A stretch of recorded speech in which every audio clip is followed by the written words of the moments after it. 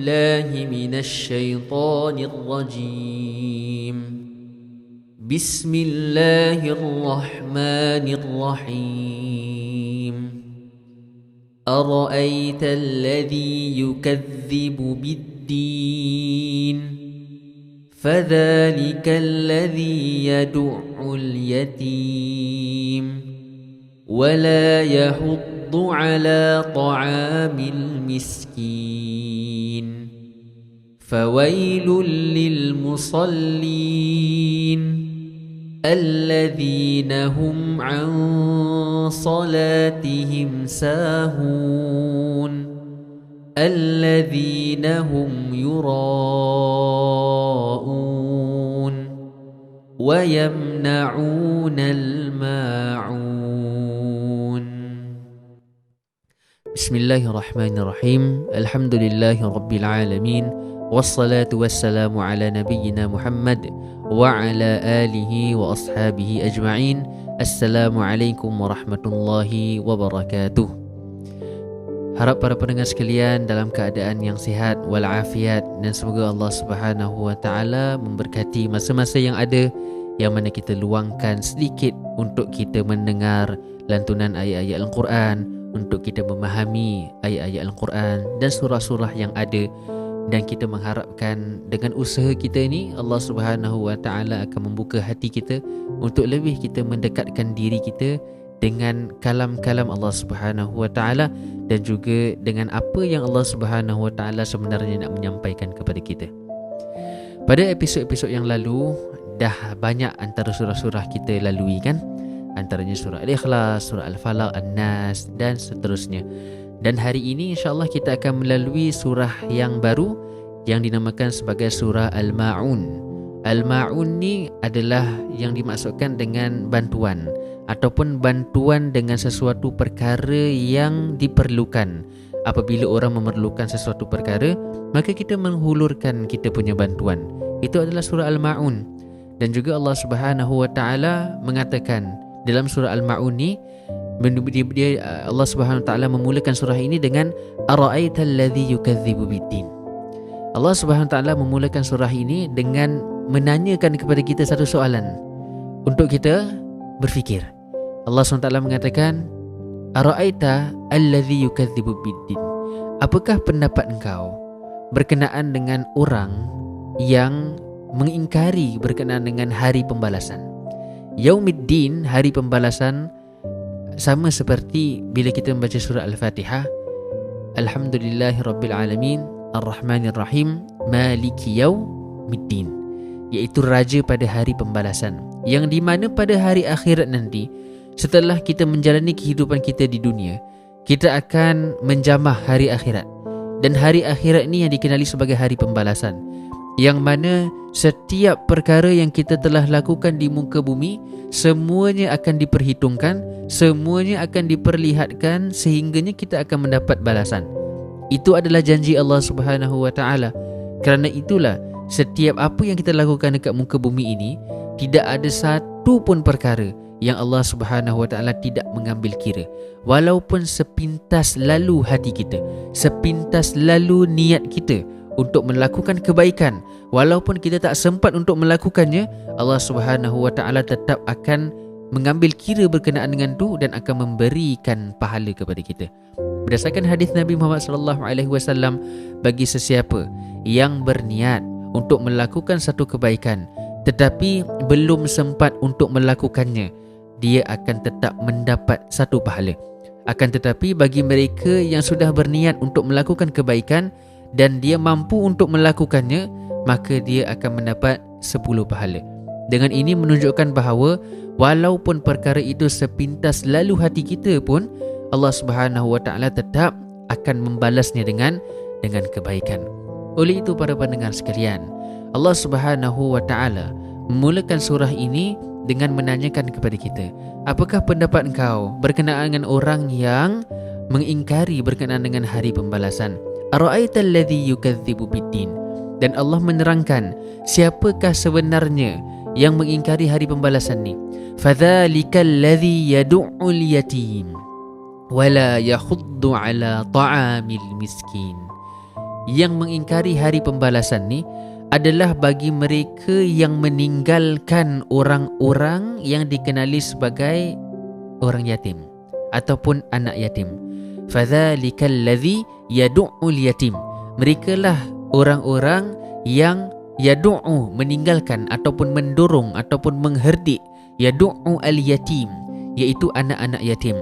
Di dalam syariat, anak-anak yatim ataupun sesiapa yang considered sebagai anak yatim ni adalah mereka yang kehilangan ayahnya dan juga yang mereka belum lagi baligh. Oleh itu, bagi mereka yang tidak menghormati anak-anak yatim ini ataupun mereka yang tidak mengambil indah berkenaan dengan anak-anak yatim ini, merekalah adalah antara orang-orang yang sebenarnya mengingkari hari pembalasan. Kerana apa? Kerana kalaulah mereka tahu betapa besarnya ganjaran bagi mereka yang menjaga dan mendidik anak-anak yatim ini, nescaya mereka tidak akan melakukan sedemikian rupa. Mereka tidak akan meninggalkan anak-anak yatim. Mereka tidak akan mengherdik mereka sekalipun.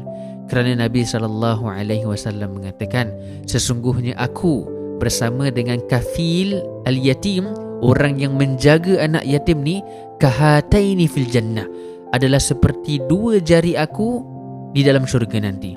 Betapa dekatnya baginda SAW bersama seseorang yang mengambil langkah untuk menjaga dan mendidik anak yatim ini, kalaulah kita tahu kita pun nak menjaga anak-anak yatim. Kerana kita nak bersama dengan Rasulullah SAW di akhirat nanti, kan? Kerana itulah Allah Subhanahu Wa Taala menyifatkan mereka ini adalah sebagai orang yang mengingkari hari pembalasan. Mereka tidak percaya kerana apa yang mereka lakukan ini semuanya akan dibalas oleh Allah Subhanahu Wa Taala. Fadzalikal ladzi yad'ul yatim wala yakhuddu ala ta'amil miskin.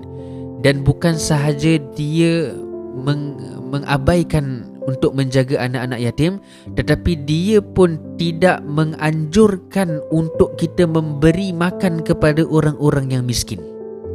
Wala yahuddu ala ta'amil miskin. Dia tidak menganjurkan sama sekali untuk kita membantu memberi makan kepada orang-orang miskin. Jadi orang-orang begini sebenarnya dia tak suka kalau nampak orang ni infak ataupun kawan-kawannya sibuk bersedekah. Jadi dia merasa diri dia macam, kenapa kau kena bersedekah? Tak payahlah nak tolong dia, kan? Tak payahlah nak tolong, mungkin dia tipu kot. Tak payahlah nak berikan dia makan dan sebagainya. Kenapa kau baik kau simpan duit kau? Mungkin dia tipu dan sebagainya. Dan dia akan merasakan diri dia ni, dia tak nak rasa macam lonely. Dia tak nak rasa diri dia seorang je yang tak nak sedekah. Jadi dia akan mengajak orang pun tak sedekah sama dengan dia. Dan dia tak menganjurkan untuk mereka untuk membantu orang-orang miskin. Kerana kita tahu antara amal ibadah yang terbaik sekali adalah untuk kita memberi makan. Apatah lagi dengan kita memberi makan kepada orang yang memerlukan, orang yang miskin. Kerana itulah surah ini bernama Al-Ma'un, iaitu memberikan bagi mereka yang memerlukan. Orang miskin biasanya memerlukan kepada makanan. Jadi antara pengajaran yang kita boleh dapat dekat sini, untuk kita keluarkan diri kita daripada disifatkan sebagai orang-orang yang sedemikian rupa, maka kalaulah kita nampak orang-orang di luar sana yang mungkin memerlukan bantuan kita, bukan sahaja makanan, tetapi apa saja juga bantuan.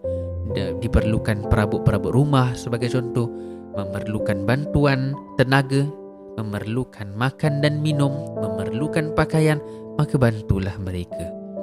Baik, kemudian Allah Subhanahu Wa Taala menyambung surah ini dengan wala yahuddu ala ta'amil miskin fawailul lil musallin alladzina hum an salatihim sahun alladzina hum yuraun. Kalau kita tengok bahagian yang pertama tadi, Allah Subhanahu Wa Taala menyifatkan orang yang mengingkari hari pembalasan ni adalah mereka yang tidak mahu untuk membantu orang yang memerlukan. Kalau anak-anak yatim, mereka memerlukan orang untuk menjaga dia, orang untuk mendidik dia. Dan bantuan anak yatim ni bukan bermaksud sebagai bantuan hulur keuangan sahaja, tetapi mengasuh dia, mendidik dia, menjaga dia seperti anak kita sendiri. Itulah yang dijanjikan oleh baginda sallallahu alaihi wasallam sebagai apabila kita di syurga nanti akan bersama dengan Rasulullah sallallahu alaihi wasallam. Bahagian yang pertama, Allah Subhanahu taala menyifatkan bagi mereka yang lokek, bagi mereka yang kikir, bagi mereka yang suka untuk simpan manfaat tu untuk diri mereka sendiri, tak mahu untuk bantu orang yang susah. Bahagian yang kedua, Allah Subhanahu Wa Taala menyifatkan bagi mereka yang tidak mahu membantu diri dia sendiri, iaitu mereka yang melakukan ibadah salat akan tetapi mereka rosakkan solat mereka dengan perbuatan mereka sendiri. Allah Subhanahu Wa Taala menyifatkan fawailul lil musallin, celakalah bagi mereka yang melakukan solat ini. Siapakah mereka? Mereka adalah orang-orang yang melakukan salat akan tetapi allazina hum fi salatihim sahun. Mereka melakukan salat, ya betul, tetapi mereka merosakkan salat mereka dengan amal ibadah mereka sendiri, dengan perbuatan mereka sendiri. Mereka sahun, mereka lalai.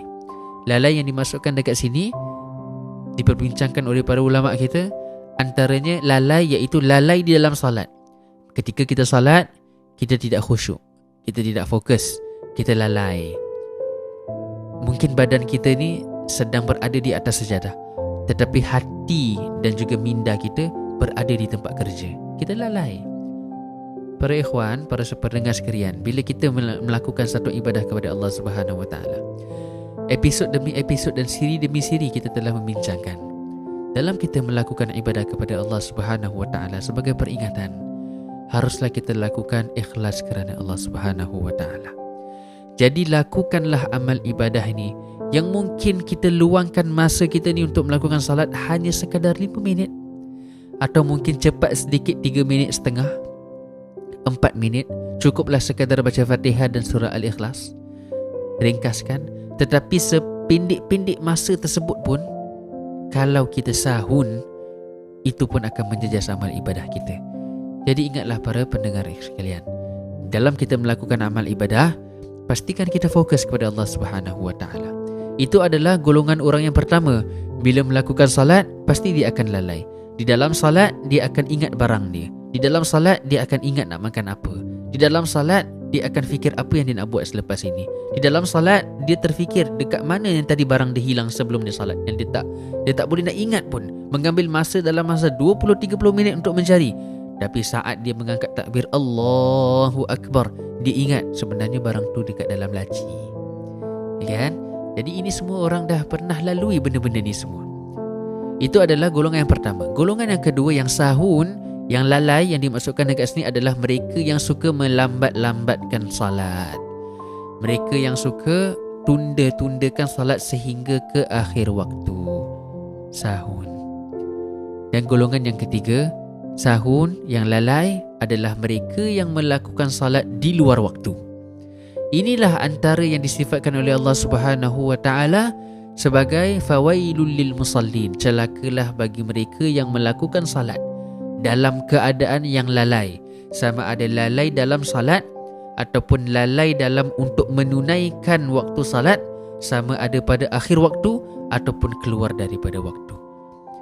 Pada akhir sekali Allah Subhanahu Wa Taala mengatakan wa yamna'unal ma'un, dan merekalah adalah orang-orang yang menghalang daripada untuk membantu, baik membantu orang lain ataupun membantu diri dia sendiri. Kerana inilah adalah antara sifat-sifat manusia yang mana dia sebenarnya tidak memandang hari pembalasan itu sebagai satu tempat dan satu masa yang sangat penting untuk dia menjaga, untuk dia prepare diri dia, bersiap sedia diri dia untuk bertemu dengan Allah Subhanahu Wa Taala, untuk bertemu dengan hari pembalasan yang mana Allah Subhanahu Wa Taala akan membalas setiap satu daripada amalan yang dia lakukan. Oleh itu para pendengar sekalian, dalam kita menjalani kehidupan ni, kita akan menghadapi pelbagai ragam dan jenis manusia. Ada yang senang dan ada yang susah. Mungkin kita dalam golongan yang susah, pasti memohon bantuan daripada yang senang. Dan walhamdulillah, saya mengharapkan para pendengar sekalian, semuanya tergolong dalam golongan orang-orang yang senang. Maka kita akan hadapi orang-orang yang susah di luar sana, maka hulurkanlah mereka bantuan. Mungkin datangnya mereka ni adalah atas aturan Allah Subhanahu Wa Taala. Mungkin dengan kita memberikan $2 sahaja kepada mereka, tetapi dengan keikhlasan hati kita, Allah Subhanahu wa taala akan memberikan ganjaran kita yang jauh lebih banyak seandainya kita percaya berkenaan dengan apa yang Allah janjikan, yang semuanya akan dibalas oleh Allah Subhanahu wa taala. Kemudian pada bahagian kedua tadi saya terlupa untuk membincangkan ataupun menafsirkan satu ayat, iaitu Allah Subhanahu wa taala berfirman alladzina hum yuraun. Alladzina hum yuraun. Jadi kita katakan celakalah bagi mereka yang melakukan salat yang mana dalam salat mereka ni mereka lalai, kan? Tetapi Allah menyambung. Saya lupa tadi untuk sambung ayatnya. Tetapi Allah menyambung selepas ayat ni alladzina hum yuraun adalah bagi mereka bukan sahaja lalai, tetapi bila dia melakukan amal ibadah kepada Allah Subhanahu Wa Taala, mereka melakukan salat secara khususnya, mereka lakukan dengan dalam keadaan yuraun, yang ingin dilihat oleh orang lain, riya. Okey, jadi ini bukan hanya tertumpu kepada ibadah salat sahaja, tetapi kepada semua ibadah. Ingat tadi saya katakan, berulang-ulang kali saya katakan, setiap amal ibadah pastikan kita lakukan ikhlas kerana Allah, iaitu hanya sahaja untuk Allah, tidak ada kelalaian dan tidak ada perasaan riak di dalam. Kerana inilah yang akan dapat membatalkan segala amal ibadah kita, baik salat maupun ibadah-ibadah yang lain. Dan juga dalam surah ini secara khususnya, secara amnya, secara globalnya, surah ini membincangkan berkenaan dengan bagi mereka yang mengingkari hari pembalasan dan tidak mahu membantu orang lain maupun membantu diri dia sendiri. Oleh itu pada pendengar sekalian, kalaulah kita seandainya berada dalam golongan orang-orang yang diberikan kemudahan oleh Allah, bantulah mereka yang susah. Kalaulah golongan kita ni antara golongan-golongan orang yang Allah Subhanahu Wa Taala memberikan kesihatan, maka lakukanlah amal ibadah dengan penuh keikhlasan dan tanpa ada perasaan untuk menunjuk-nunjuk kepada manusia yang lain.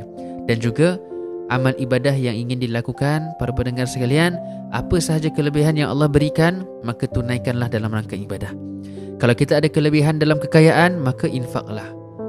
Bagi mereka yang memerlukan, wakaflah.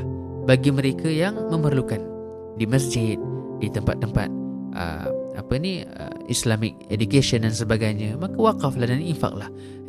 Sungguhnya Allah SWT berjanji di dalam surah Al-Baqarah, mathalul ladzina yunfiquna fi sabilillah, perumpamaan bagi mereka yang infak di jalan Allah, kamathali habbatin ambatat sab'a sanabil fi kulli sumulatin mi'atu habbah, adalah seperti sebiji benih dan ditumbuh pada benih tersebut 100 tangkai, dan dalam 100 tangkai itu bertumbuh lagi dan bertambah lagi. Wallahu yudha'ifu liman yasha, dan Allah akan menambah bagi mereka yang, bagi siapa yang Allah SWT suka. Oleh itu, yang pokoknya adalah baik infak, baik salat, baik zakat, baik sedekah, baik berzikir, baik berdoa, pokoknya adalah lakukan dengan penuh keikhlasan, dan jangan kita lakukan untuk orang, untuk mendapat pujian orang, untuk mendapat apa sahaja daripada orang, akan tetapi kita lakukan khasnya dan khususnya untuk Allah Subhanahu wa Ta'ala. Semoga kita tidak tergolong di dalam golongan orang-orang yang disifatkan sebagai orang yang mengingkari hari pembalasan, kerana apa saja yang kita lakukan semuanya akan dibalas pada hari akhirat nanti oleh Allah Subhanahu wa Ta'ala.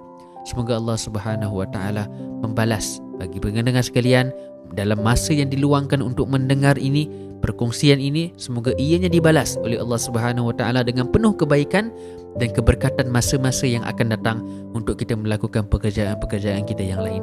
Amin ya rabbal alamin. Subhanakallahumma bihamdika, nashhadu an la ilaha illa anta, nastaghfiruka wa natubu ilaik. Wal 'asr innal insana lafi khusr illa alladhina amanu wa 'amilus solihat wa tawasaw bil haqq wa tawasaw bis sabr. Wassalamu alaikum warahmatullahi wabarakatuh.